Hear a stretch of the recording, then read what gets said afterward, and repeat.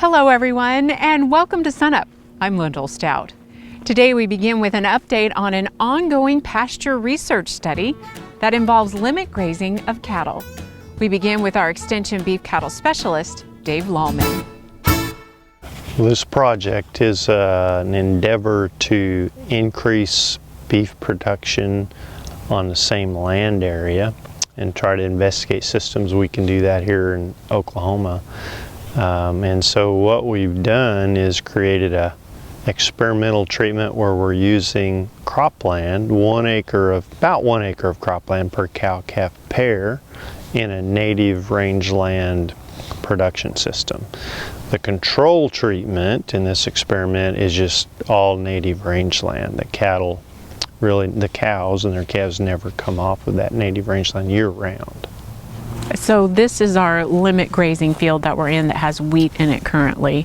Talk about what the last few months have been like, what you've done, and how the cattle have performed. It's been a very good year. This is our third year with this experiment, and so each year we've learned quite a bit, and we've had to adjust kind of on the fly. Of course, you know, farming is very dependent on the weather, and grazing cattle on cropland is the same way.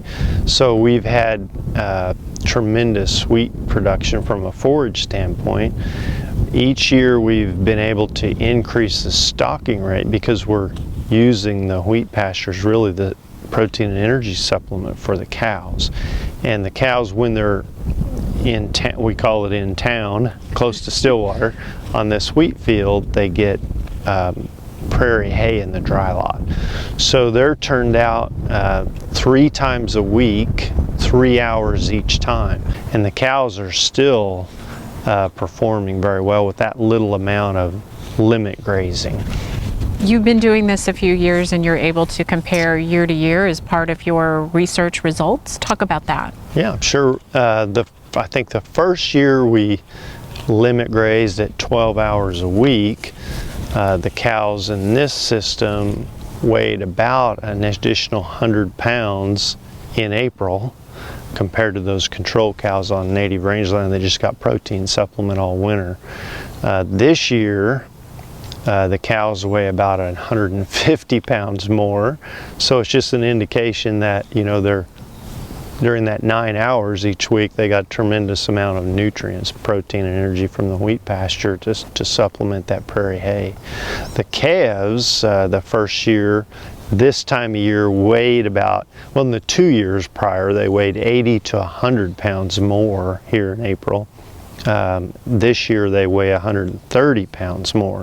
Of course, I don't think I mentioned earlier, each year we've created sort of a creep grazing gate in the dry lot. So the calves have always had access all winter long, free choice access to the wheat pasture. So you'd expect they would do pretty well. And this was a great growing season, as you mentioned. It was. I mean, we were able to limit graze cows, free choice graze the calves all winter long at a stocking rate of about about 8/10 of an acre to 1 cow-calf pair. So, and then as you can see in the background back here, we've put up some wheat hay because we had too much wheat forage that was going to go to waste basically if we didn't harvest it. So you've got better animal performance. The 1 acre or 8/10 of an acre of wheat would have to be, of course it's expensive, it would have to be included in the budget for the year, but then we got 150 pounds more cow weight, 130 pounds more calf weight, produce some hay to go into next year's wintering program to reduce our costs there.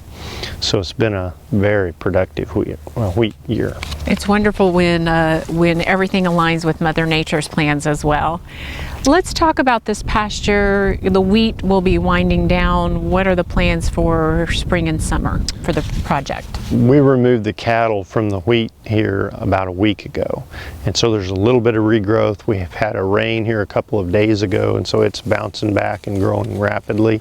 We'll come in here with glyphosate and spray this in the next few days so that we leave a little bit of cover over the soil to protect it from sunlight, kind of maintain or hold the soil moisture, and then hopefully the crabgrass that we planted last year to graze during the middle of the summer will start popping up here in the next few days as it warms up. We'll bring the cows and the calves back after they've been weaned. They'll come back from native range and they'll graze this area again for about 40 to 45 days here in the late part of the summer, right before we plant wheat again. Okay, Dave Lalman, thanks a lot for the update. Terrific research on limit grazing with pastures. We'll see you again soon. Thanks. Thank you.